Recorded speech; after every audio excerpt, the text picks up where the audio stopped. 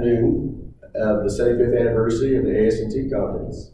I'm glad you all made it out here to California and Long Beach, and I think you're going to be pleasantly surprised. We're going to have some interesting information, and this first presentation is going to be a little bit interactive. So if you're planning to come in here and have lunch and take a nap, you may not be in the right place. So here we go. Hello, everybody. How you doing today? Good. All right. So we're gonna interact a little bit. And before that, do you realize that in the time it took Ricky to introduce me, 15 level 3s have retired? I'm just kidding. I don't know how that. Obviously, that's quite a bit. Now we're all up. So, all right. So I gotta look at my talking points here. One of the things is I want you guys to just keep an open mind today in regards to the information that we're going to speak about. With that, I've got a quote from Winston Churchill, which really helped out a lot. It says, "I'm always ready to learn, although I do not always like to be taught." So we don't always like to, learn things that we don't feel are true or whatnot. Let's see, what else do I have? Okay. So start off a little bit with interaction. We're going to talk a little bit about the industry and what's happening with it and how do we improve it. Everybody understands that we do have a shortage of technicians, and we're trying to do something to close that gap. In order to do that, we have to identify the gap. And nobody has really done any research specifically across the U.S. to determine what that gap is. We do know, however, that most of the technicians are aging. So with that said, can anybody or everybody that is 27 and younger, please stand up. Got one? All right. So we also know, does anybody, stay up, please stay up, sorry. So does anybody know what the percentage is of women in our industry? There's one. 4%. What is it, 4%? About 4%. About 4%? Okay, with that said, can all the women in the room please stand up? All right. That looks pretty good. Yeah. Okay. Now the last thing, as you know, we are a very, stay up, please stay up. We're a very diverse country, okay? So I want everybody who considers themselves not to be white or Caucasian, please stand up. We got 2 more, 3 more, 4 more. All right, so we got 1, 2, 3, 4, 5, 6, 7. I know, Alfred, I'm going to call you out. So we got about 11 of us total in this room. Okay, so just from those 3 questions, we could really understand that we need to do a better job at bringing in younger technicians. We definitely need to do a better job at bringing more women into the industry. With that said, I want to make a clarification that I am not here representing Virgin Galactic today, because I think that's what the sign may have said. Although Virgin Galactic does have a pretty kick-ass diversity committee. In addition, we need to start recruiting from areas that we normally would not recruit from. We can't always go to the colleges, and we can't always go to the career fairs. We gotta think outside of the box when it comes to recruiting. Okay, so thank you very much for standing. I appreciate you guys' time. In that case, I'm going to go ahead and turn it over now to Megan Green. Megan. Okay, awesome. Okay, so I'd like to start off by giving you just an overview of the American Aerospace Technical Academy. We're a nonprofit, and our primary focus is to provide NDT training to veterans and underserved communities. Currently, we're on our 5th class of students, and we've been able to expose many people into the NDT industry, and many of these people, they probably wouldn't be exposed otherwise without AATA or some sort of outreach commitment. So this is a picture from our current class. Okay, so this year overall AATA, we graduated over 100 students. This year in 2016, we have 39 students who have graduated, so it doesn't count our current class. 29 of those students were placed. We've been working with many companies and we're fortunate that they've partnered up with us. So PCC Structurals, IQS, Willick Engineering, SEC Inspection Services, the Spaceship Company, Element Materials, and many other companies. One of the key components of our training is we realized, okay, we're teaching NDT training, and aside from the technical training, we really have to make sure these employees are actually going to maintain employment. So once you get the job, are you going to get fired in a week? So we decided that the technical training wasn't enough, so we've incorporated professional development training to train students for maintaining employment and being leaders in the NDT industry. So I'll let John give the story of 3 of our graduates so far who are currently working in the NDT industry. So there's 4, but Megan's using NDT math. So just real quick here. Miguel is a United States Marine Corps veteran. He was working in the oil fields before he decided to get into NDT. He was basically a roughneck, and he decided he got tired of working so hard, and he thought that the NDT technicians were hardly working at all and getting paid a lot of money. So that's what brought him into NDT. He went for the money. But he graduated, and he now works at Team Industrial. Brooke, she was selling suits at Men's Warehouse.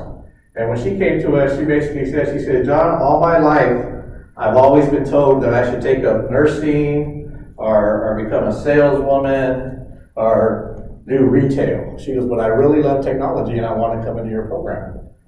So she went through the program, she did great. She had quite a few offers upon graduation. She ended up going to Orange Coast testing out in Santa Ana, California.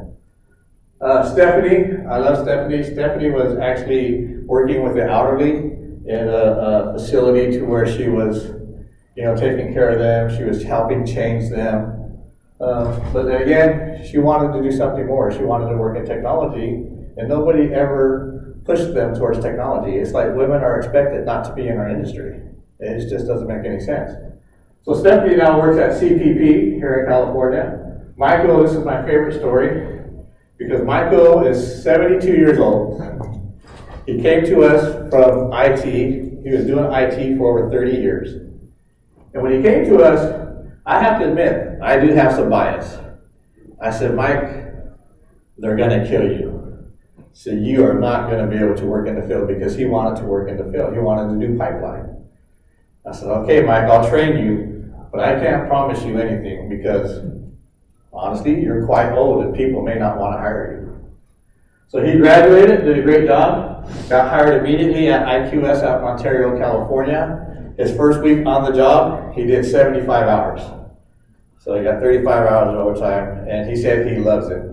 I talked to the operations manager out there just yesterday, Tom Mullen, and he said he's doing a great job for them, and that currently they got him contracted out at SpaceX in Hawthorne. So that's just a few quick stories on some of the graduates, just by opening up our minds a little bit and recruiting from areas that we normally don't recruit from. So do you have all of your NDT and quality positions filled? So if you have them filled, raise your hand.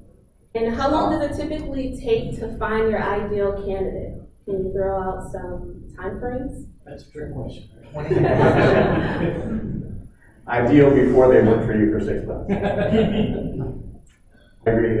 One of the quotes that comes to mind is, people leave managers, they don't leave companies. So if the manager was in touch with reality, maybe he would actually pay the technician or the inspector what his actual value and his worth is. So definitely stuff we need to address in the industry. Okay. So typically, where do you find your candidates? So I'd like some participation. Local convenience store. I've hired more people in fast food than I have from school. Work ethic, right? Exactly. Yeah. So I know what I realized working in the past is that many companies, they want to train someone or recruit someone based on their skills, knowledge, and abilities, but it always comes down to this person isn't a cultural fit, or he's not a, quote, company guy. And really what we want to do is focus on challenging the status quo, and I'll let John give the story of Esmeralda. Just Esmeralda, she was one of the graduates. She was graduated #1 in the class in phased array inspection. She went to a few companies, and she wanted to do pipeline work.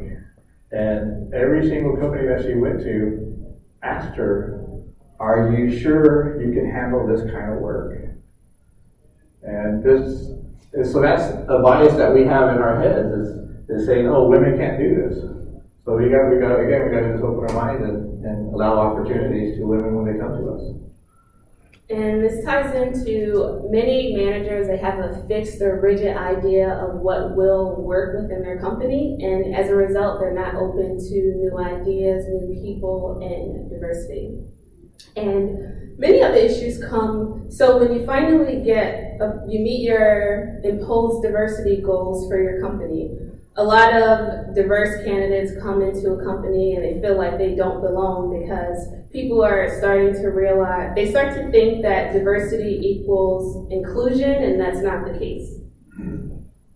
And some of the issues, we turn on the TV, we see it in the news. As a nation, we have a lot of work to do, and I don't think anyone goes into an interview saying, "I'm not going to hire this person. I know what I'm looking for." A lot of these things are at play on a unconscious level, so we're not even aware of it. I definitely think managers have the best intentions going into these interviews, and research has shown that we have many things working against what we think.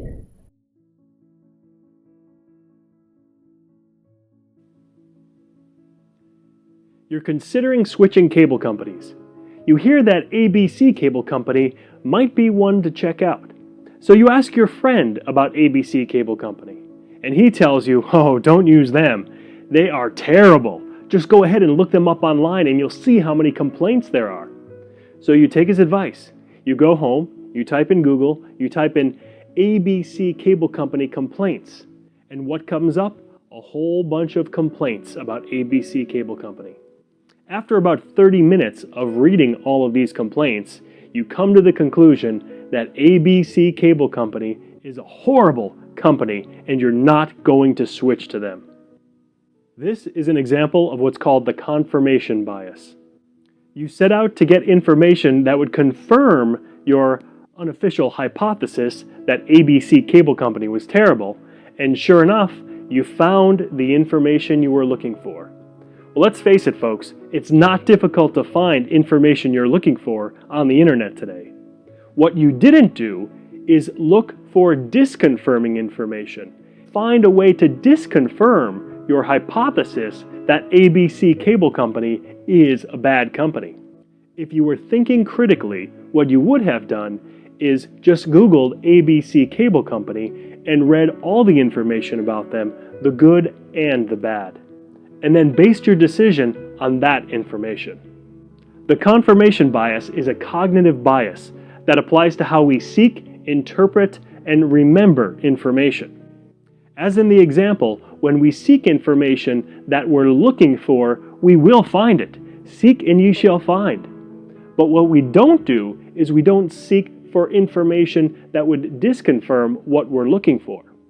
The confirmation bias applies to how we interpret information because we tend to give a lot more weight to the evidence that supports our hypothesis or our belief.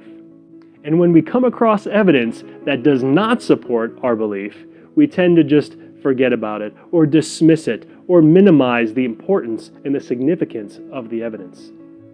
But the confirmation bias also applies to how we remember information. Take, for example, if you are a big believer in your lucky rabbit's foot. You carry this rabbit's foot around with you everywhere you go. And somebody asks you, "Why do you do that? You know that's stupid. You know it doesn't work."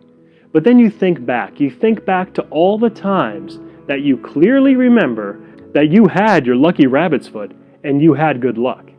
What you don't remember is all the times that you had your rabbit's foot and you had bad luck, or just when the luck seemed to be even. This is the confirmation bias at work in regards to memory. You tend to remember things that support your belief system, support your worldview, and you tend to forget the things that disconfirm it or to prove your beliefs or worldview incorrect.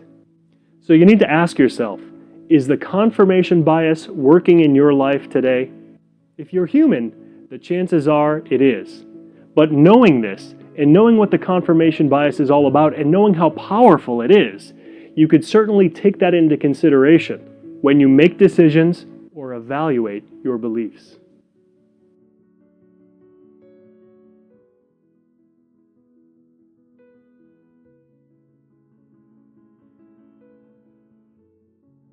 So for the next slide, I want you, after seeing the word or image, I want you to think about what's the first thing that comes to your head. And you don't have to share it with us, I just want you to be aware of what's your first instinct and what comes to mind. And the whole purpose of that is just to let you know, no one thinks of the city of Ferguson, no one thinks about City Hall or restaurants. And the power of association, it's really, really powerful every day. And the media and the television and films and the news and our school system, we're conditioned to think certain things. And unfortunately, many of those things are stereotypes. I went to a conference last week and it was called Diversifying Entertainment. And one of the issues in Hollywood right now is that they're realizing there are many stereotypes in films and it's affecting how people are dealing with people in their lives. So, for example, some associations that were discussed last week, and many corporations and production companies, they're seeking to change it. So the black man is usually, that's usually the thug. The women are hypersexualized or they have a supportive role. The Indian, he's always the IT guy. The Asian, he's the nerd. The white man, he's not athletic or he can't jump. So what we need to realize is that we learn a lot from what we see every day. Unfortunately, not everyone grows up in really diverse environments. So your first exposure to other cultures, oftentimes it's through the television, it's through the media, it's through the films that you see. And Hollywood is finally realizing that they need to be a bit more careful about how they're presenting people and the negative effects they'll have on society as a result. Okay, so this is John's favorite quote. Oh yes, what happens if we invest in developing our people and they leave us? And CEO, what happens if we don't and they stay? So this goes exactly to what you're saying, right? But it's an issue. It's like, how do we solve it, right? Where's both ways? Prohibiting you or your organization from creating a pipeline to fill your most pressing recruiting needs, and that's either in NDT or quality. And I brought up quality, NDT's in quality, and I recruited for quality roles for a very long time, quality engineers and quality managers, and it is very hard to fill. So I hope that we can someday have a quality program to address this also. So one of the best alternatives to addressing the manufacturing skills gap or your recruiting needs is creating a pipeline. And there's been many ways to address this. So you can do succession planning. Some companies decide to partner with community colleges. Apprenticeship programs are really big in the US right now. They're trying to incorporate the German model to address many of these technical skills gaps. There are internal sources of pipelines as well, so maybe internal employees, if you're a entry-level employee, you can go through a training plan, and I also know many companies have formal development programs. What we've decided at AATA and what has been working so far, we're realizing that the career fair, simply going to a career fair to meet your recruiting needs, it's not enough. There are many other examples that you can draw talent from. So we've partnered with veteran service organizations to have a gauge on what vets are unemployed and how we can help them. High schools. Last week we also did well, last week we went to the Department of Family Services, where it was foster children who are transitioning into adulthood, so 16 to 23 to 24-year-olds. And I started off, I said, who has ever heard of NDT? Put your hand up. No one. And then I said, well, have you ever gotten in the car? Have you ever gotten on the bridge? And then it started to hit home and how NDT is prevalent in our lives. We've partnered with women's service organizations, and we've also used social media as a recruiting tool as well. So if you haven't used any of these sources, I would definitely recommend them. Just to wrap it up, make sure you're aware of the implicit biases that are in play every day. Train your hiring managers, diversify your board and your workforce. Make a conscious effort to train your current workforce as well. Reach out to unconventional recruiting sources. Create a long-term plan to meet your NDT hiring needs and also track your success. We've realized that we really don't have all the answers. These are really critical issues to our industry that we're trying to solve. So we hope that through feedback, you can feel free to reach out to either me or John to discuss ways to maybe figure out a solution to this. But I just want to end it. We presented a lot of information and we don't have the answers, and we're hoping that through working together and brainstorming, we can solve this issue. So 20 years from now, we're not having the same issue like we did 20 years ago. Thank you, John and Megan. I have a small I'd like to present to John. Thank you for your presentation. Oh, thank you. For ASNT and all the work appreciate you do with our community. Thank you, sir. Thank you. All right. All right. Yeah, John! Hey, look at that.